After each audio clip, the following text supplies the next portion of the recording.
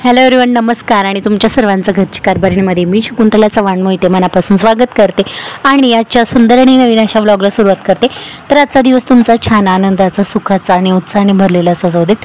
तुमच्या मनातल्या ज्या काही इच्छा असतील त्या सगळे काही पूर्ण होऊ देत अशी प्रार्थना करूया स्वामींच्या आणि बाप्पाच्या चरणी आणि लगेच व्हिडिओला सुरुवात करूया। तर चला लगेच व्हिडिओ सुरू करते। तर आजच्या व्हिडिओमध्ये मी तुमच्यासोबत काही टिप्स शेअर करणार आहे। तर त्यामुळे हा जो व्हिडिओ आहे ते काही क्लिप्स घेऊन केलेला आहे, कारण ह्याच्यामध्ये ज्या ज्या क्लिप्स मला गरजेच्या वाटल्या त्या क्लिप्स मला ह्याच्यामध्ये जॉईन कराव्याच्या वाटल्या। तर चला लगेच सुरू करूया व्हिडिओ।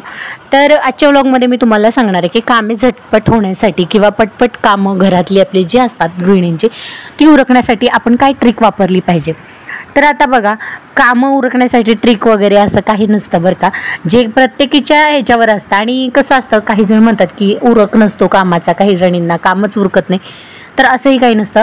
ते प्रत्येकीच्या मेंटल अँड फिजिकल हेल्थवरती पण अवलंबून असतं। बरेचदा मेंटली आपण डिप्रेस्ड असलो किंवा काही टेन्शन असलं तरीसुद्धा आपलं कामात लक्ष लागत नाही, किंवा फिजिकली काही प्रॉब्लेम असेल तरीसुद्धा।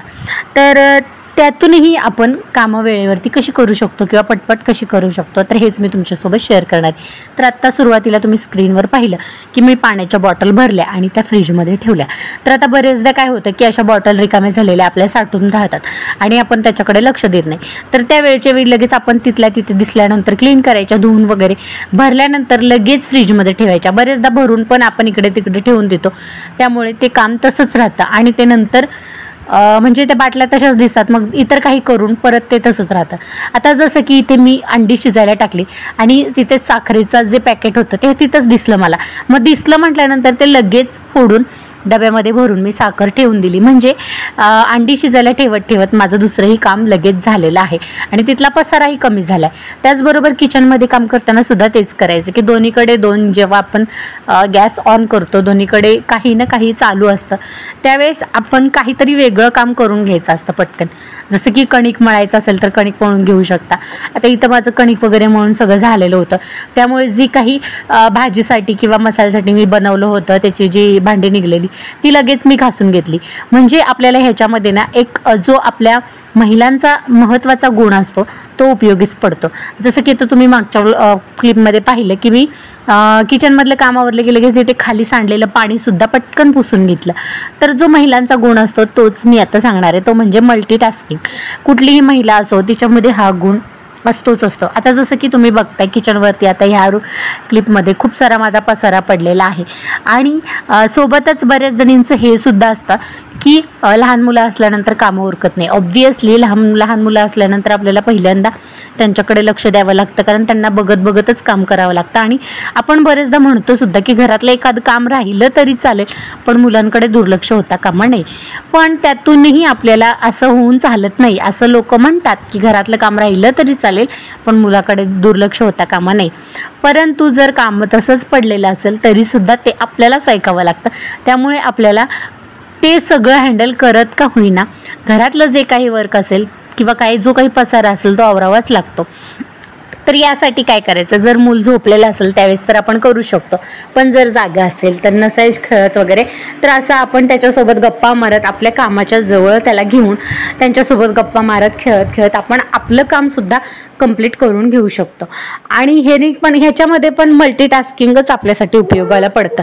म्हणजे की आपण बाळाकडे सुद्धा लक्ष देतोय, बाळाला व्यवस्थित म्हणजे त्याची केअर पण घेतोय आणि ते आपल्या नजरेसमोर आहे, त्याचबरोबर आपण आपलं काम सुद्धा करतो। म्हणजे ह्याच्यामध्ये एका वेळेस आपण 2 ते 3 कामं कंप्लीट करत असतो। म्हणजे इथे सुद्धा आपल्याला मल्टीटास्किंगच उपयोगी येतं। किचनमध्ये असो किंवा घरातलं इतर कोणतंही काम असो, कुठल्याही गृहिणी म्हटलं की घरातली जी काही कामं असतात त्याच्यामध्ये आपल्याला मल्टीटास्किंग खूप महत्त्वाचं आणि उपयोगाचं पडतं। जेणेकरून जेव्हा आपण भाजी वगैरे काही करत असू त्यावेळेस त्याच टायमिंगमध्ये जसं मी आधी सांगितलं कणिक भिजवून घेऊ शकतो किंवा किचनवरचा पसारा लगेच आवरू शकतो। ज्या ठिकाणी आपण आहोत, आता जसं की आता आपण किचनमध्ये आहोत तर त्यावेळेस तिथं जेवढी कामं आपल्याला दिसतात ती पटपट त्या जागेवरती करून घ्यायची। जसं स्वयंपाक करत भांडी घासणं असो किंवा मग पसारा आवरण असो किंवा मग किचन आवरण असो, तर जसं की आपण शेवट असतं ते जे आपल्या चपात्या करायचं, तर चपात्या करत करत आपण शेवटच्या 2 चपात्या राहिल्यानंतर आपण किचनवरचा पसारा पण आवरू शकतो.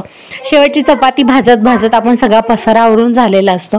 त्याचबरोबर लगेच चपात्यांचं काम झालं म्हणजे आपला स्वयंपाक कंप्लीट झालेला असतो की लगेच आपण त्याच वेळी भांडी वॉश करून घेऊ शकतो.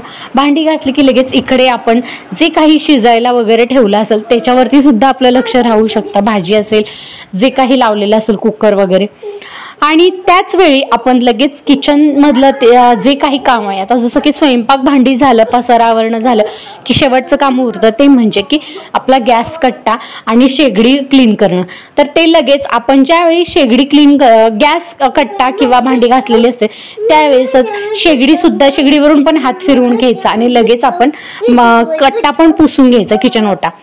त्याचबरोबर जेव्हा आपण कचऱ्याचा डबा म्हणजे कचरा फेकून देतो तेव्हा लगेच क्लीन करायचा. आता आमच्याकडे ना 2 ते 3 दिवसातून कचरा गाडी येते. मग ज्या दिवशी मी कचरा टाकून देते की लगेच घरात आल्यानंतर पहिले कचरा डब्बा जो आहे तो पाण्याने भरून ठेवते आणि स्वच्छ वॉश करून फिनाईल किंवा जे काही लिक्विड असेल ते टाकून मस्तपैकी क्लीन करून मग पुन्हा तो यूजसाठी घेते.